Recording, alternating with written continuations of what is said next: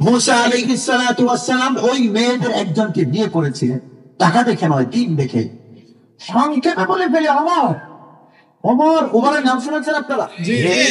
এই শক্তি কম ছিল না বেশি? বর্তমান জাতিসংঘের 194টা রাষ্ট্রের প্রধানরা যদি একটা চিরকুটে লেখে, রেজুলেশনে সাইন করে কোন নদীকে প্রবাহিত হতে বলে, 194টা রাষ্ট্র, ভ্লাদিমির পুতিন থেকে ডোনাল্ড ট্রাম্প আর বাংলাদেশের প্রফেসর ইউনূস, সবাই যদি একটা অনুরোধ করে নদীর কাছে রাখে, নদীর পানি কমবে বাড়বে? তাদের কথা না। কিন্তু ওমর ইবনে খাত্তাব যখন মিশর জয় করেছেন, মিশরের গভর্নর ওমর ইবনে আসের কাছে মিশরের লোকেরা এসে বলছে, নীল নদ শুকিয়ে গেছে, আমরা একটা মেয়েকে এখানে বলি দেব। অর্নামেন্টস পরিয়ে সেখানে 18 বছর বয়সে একটা মেয়েকে জবাই করব, আর সাথে সাথে আমাদের নিয়ম হলো নদীতে পানি চলে আসে। ওমর ইবনে আস বললেন, it is not permitted in Islam, এটা ইসলামে অনুমোদিত নয়। তুমি যদি মেয়েটাকে জবাই করো, 1 নম্বর হলো ভুল বিশ্বাস স্থাপিত হবে, পানি দেওয়ার মালিক তো মেয়ে না, তোমরা বিশ্বাস করে ফেলবে পানিটা মেয়ে দিয়েছে। জোরে আওয়াজ করে বলুন তো, পানি দেওয়ার মালিক কে? 2 নম্বর বলে, মেয়েটাকে যদি হত্যা করো, জবাই করো, হত্যা করা হবে, হত্যা করা সগীরা গুনাহ না কবিরা গুনাহ? ওমর ইবনে আস বললেন, তোমরা থামো, দেখি খলিফাতুল মুসলিমিন কি বলেন। খলিফাতুল মুসলিমিনের কাছে আমর চিঠি দিয়েছেন, খলিফা নীল নদের একটা মেয়েকে জবাই করতে চায়।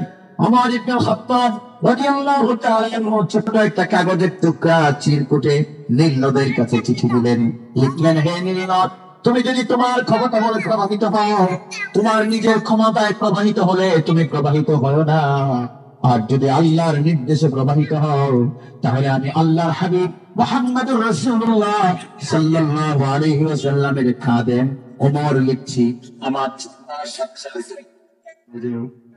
সুবহানাল্লাহ। তিনি নদীকে লিখেছেন, দেখে আরেকটা চিঠি দিয়েছেন গভর্নর ওমর ইবনে আসের কাছে। ওমর ইবনে আসকে বলেন, আমার ছোট্ট চিঠিটা তুমি নীল নদের মাঝখানে ছেড়ে দিও। ঐতিহাসিকরা লিখেছেন, ওমরের সেই ছোট্ট চিঠি নীল নদের মাঝখানে ছাড়তে দেরি হলো, নীল নদের পানি 16 গজ উঁচু হয়ে প্রবাহিত হতে দেরি হলো না, পর্যন্ত সেই নীল নদ শুকায়নি।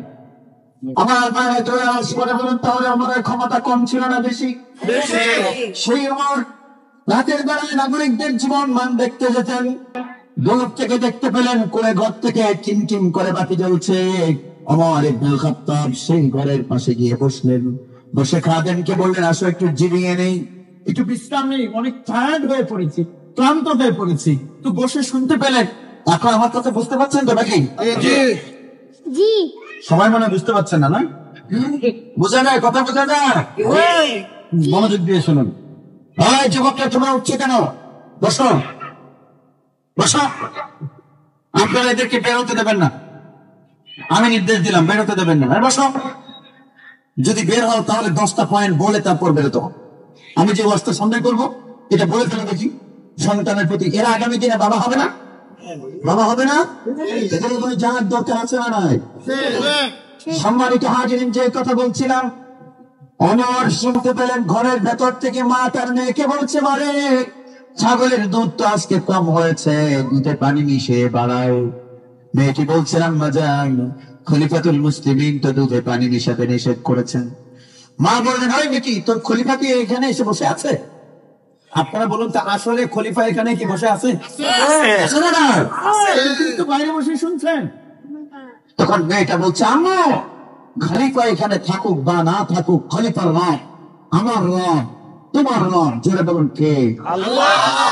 দেখছেন, তার আদালতকে তো ফাঁকি দিতে পারবো না।